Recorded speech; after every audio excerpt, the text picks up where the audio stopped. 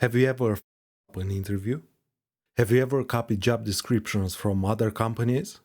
Because I know you did. Are you still nervous when entering an interview, having doubts on how or what to ask?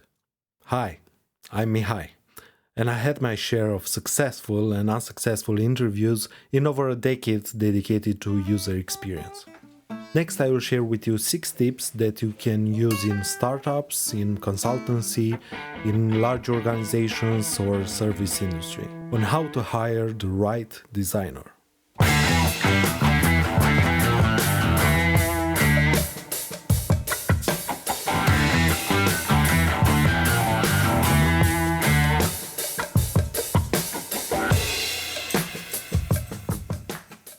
But before we start, if you're new to this channel, and there's a pretty big chance that you are, please consider subscribing and also click the bell icon in order to receive notifications whenever a new video is up. So let me start with the truth. There is no perfect recipe in order to hire the right person for a job. I know, I'm sorry. There is none. However, there are some things that you can do in order to improve your UX hiring process, and I'll share them with you in the following minutes. So hang on.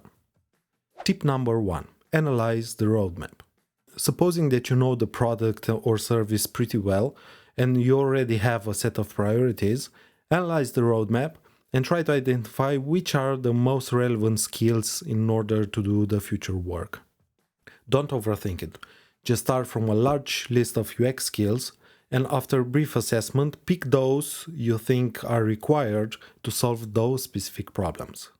If you don't have a UX product or company roadmap, maybe you should consider one. I left you a link in the description. Oh, keep in mind that a UX designer can be a valuable asset when it comes to business strategy and prioritization. Tip number 2, skills assessment. If you are part of a design team, evaluate the skills of each team member. The main outcome for our current context should be a spider chart that looks like this. When you overlap all the charts, you'll notice which are the strengths and the weaknesses of your team. And now you can start adjusting your job description accordingly. Tip number 3. Fictional thank you letter. This is an idea I heard of from Jared Spool, which proposes to imagine what would you like to write in a 1-year thank you letter to the designer you're looking for. This can help you with setting expectations in terms of technical and soft skills, engagement, teamwork, ownership, and so on. The outcome should be a specific list of expectations in addition to what you already have. Tip number 4. Seek potential over experience. I'm not saying that experience isn't important, but these days, this can be quite relative. For example, repeating the same tasks over and over for 10 years without extending responsibilities is not the same as following a growing career path for the past 10 years, right? So whether you're looking for a more or less experienced designer, always pay attention to their analytical thinking and their attention to details. And let me go through some examples. Listen and pay attention on how they structured the story. Ask if they did some research on your company or your customers before coming in the interview. Notice if their first case study is the most relevant one for your product or service.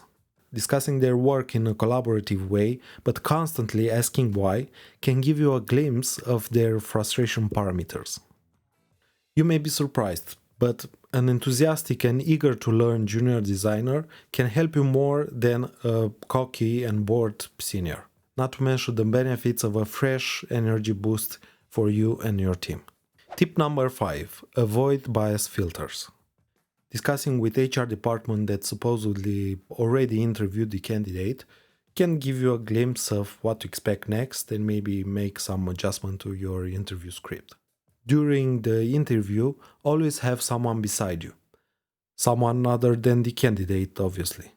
It can be a less experienced designer, a more technical person, a business analyst, depending on the context of the company. And switch roles from time to time with observing and taking notes. If you need some inspiration on what to ask during an interview, I left some links in the description. Also give the chance to other team members to participate when reviewing the portfolio. More perspectives leads to a better decision. Tip number 6. Rating skills. When creating the job description, once you have all the required skills, you can start rating each one with the level of proficiency you consider acceptable. You can go with any type of range, whatever works for you. So for example, let's say we use a simple experience scale from 1 to 3. 1 being for lowest experience, 2 being for moderate, and 3 for highest.